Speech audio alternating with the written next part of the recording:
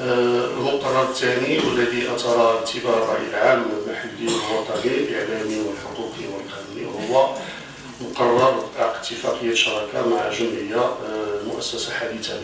حسب تصريح العمدة ونائبه فإن جمعية أحمد بوكماخ ملفها القانوني لا زال لدى السلطات أو أنها حاصلة على وصل الإيداع المؤقت، وهو الأمر الذي يدعو إلى القول بأنها جمعية غير مؤسسة قانونيا وبالتالي فهي غير موجودة على أرض الواقع ما دام أنها لم تكتسب بعد الصفة القانونية والتي يخول هذا القانون قانون تأسيس الجمعيات بمقتضى المادة الخامسة والمادة السادسة، والتي تستلزم حصول الجمعية على وصل الإيداع النهائي أو مرور أجل 60 يوما عن تاريخ التصريح بالتأسيس.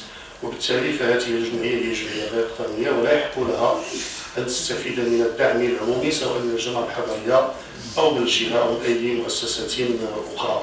ثم فيما يتعلق بعقد اتفاقية الشراكة فهي أيضا غير قانونية على اعتبار أنه حتى لو افترضنا قانونية جمعية أحمد بوكماخ فهي لا تتوفر على صفة المنفعة العامة التي تنص عليها المادة 149 من قانون التنظيمي للجماعات.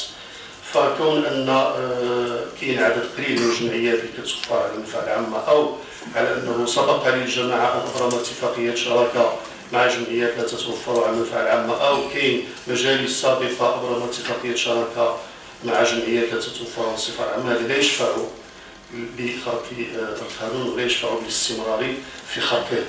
فإذا كان مثلا نقول أنه الجماعة الحضرية طنجة يترأسها حزب العدالة والتنمية اللي هو يسير البلاد وعنده أغلبية في أفق التشكيل، أنه بإمكانه أن يقدم مقترح قانون أو حتى مشروع قانون لتعديل المادة 149 من قانون تنظيم الجماعات، وذلك بحذف الشرط المتعلق بصفة المنفعة العامة حتى تستفيد جمعيات المجتمع المدني من عقد اتفاقية الشراكة، لأنه الدعم يمكن يتعطى الجمعية المؤسسة بصفة قانونية دون أن تكون لها صفة المنفعة العامة، وصفة المنفعة العامة تشترط فقط في عقد اتفاقية الشراكة.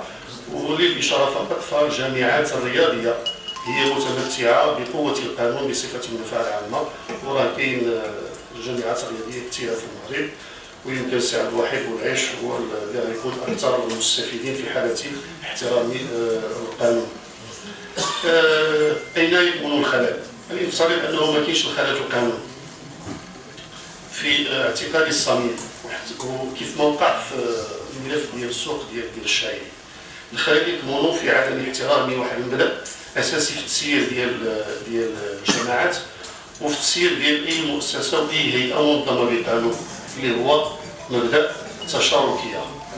ما معنى مبدأ التشاركية؟ وهو المؤسسة أو الجماعة الهيئة قبل أن تتخذ قرارا ما أن تشرك المتدخلين في الموضوع. الجماعة تقرر في دورة ما دعم جمعيات المجتمع المدني أو تقرر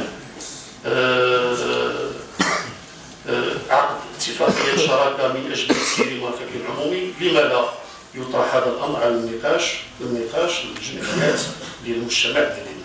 ناخذ مثال واضح، المركز الثقافي ديال أحمد بوكماخ لماذا لم يتم إشراك الفاعلين من نسيج المجتمع المدني، نسيج المجتمع المدني للجمعيات المهتمة بالشأن الثقافي بالمدينة إشراكها في الموضوع؟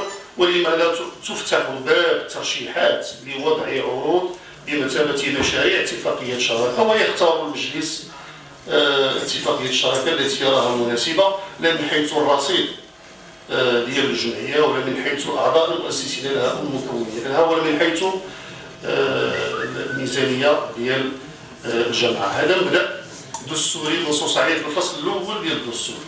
الفصل الأولاني من الأسس ديال النظام الدستوري المغربي الديمقراطية المواطنة والتشاركية.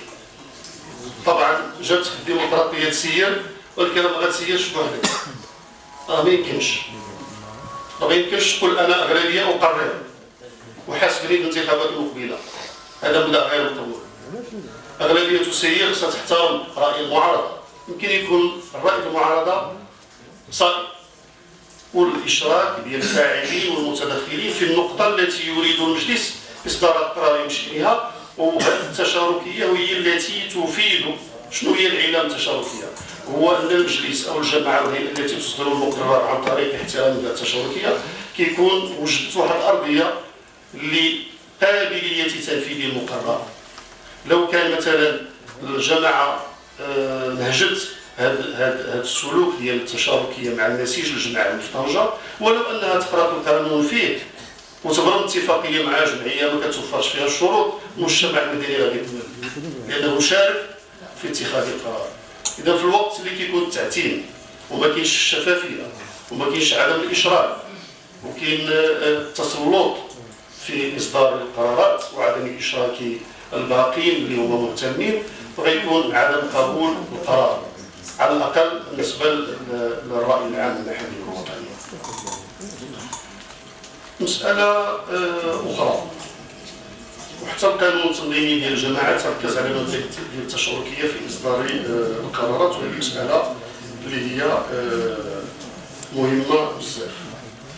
ثم مبدأ آخر وهو مبدأ ديال تكافؤ الفرص. ما كايناش، راه الكل يتساءل لماذا اختيار جمعية ما لوحدها لتسير المركز الثقافي ديال بوكماخ؟ هذا سؤال كبير كيتطرح على الجماعة. لماذا هذه الجمعية في الوقت اللي كاين جمعيات ثقافية في المدينة؟ ولماذا غتكون اتفاقية شراكة وفيها الدعم؟ لماذا؟ هذا المركز الثقافي فيه قاعات ديال العروض يمكن هو مصدر المداخيل ديال الجماعة. إذن هذه الجهة التي سوف تسير المركز الثقافي واش غتسيروا مجانا وبالتالي الجماعة كتعطي 240 مليون من أجل تسديد المصاريف؟ إذا كان المركز الثقافي سوف يدير مداخيل، بمعنى الجهة المسيرة راه خصها هي تخلص الجماعة باش تستغل بحال واحد الشركة. هو غير محل صغير في كذا كنعطيو التعويض، كنعطيو العقد ديال الاستغلال وكيخلص المستفيد واحد الكراء رمزي للجماعة بمعنى يدخل. كيف يعقل على أنه واحد المحل صغير كيسوى 10 ديال المليون وعند المركز الثقافي يعلم الله بشحال كيتقام والتجهيزات ديالو، كنجيو نعطيوها للجمعية ونعطيوها الفلوس باش تسير هذا المركز الثقافي، ونقولوا هاد الفلوس قليل وكيشكلوا غير 20%. وإلا كنا غنعطيو جمعيات بوكواخ 100%، شحال غنعطيو؟ 2 مليار و400، 4 مليار و800. هذا الشيء راه خطير. لذلك أنا حاولت نتناول غير هذا الجانب القانوني والجانب المتعلق بالمسألة ديال التشاركية، ويمكن هذه المسألة اللي المجلس الحالي يعني غير مؤمن بها، وهذا الشيء واضح من خلال التصريحات ديال المسؤولين للأسف لا السيد العمدة ولا النائب ديالو بالخصوص. التصريحات ديالو يعني يستنتج المحجور النائب الأول، التصريحات ديالو يستنتج منها أنه نحن أغلبية نقرر ما تحاسبوناش، اللي غيحاسبنا هو الشعب في الانتخابات.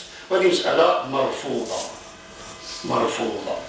راه كتحاسب ولا بد غيحاسبوا الصحافة ما يهنيوكش، لا بد رجال الإعلام يحاسبوا، وهذه مهمة قانونية لرجال الصحافة أنهم يتبعوا الشأن المحلي ويراقبوه لتفادي الأخطاء والزيادة ديال الشفافية والوصول ديال الحق في المعلومة، هو معروف عن الجميع. وشكرا لكم.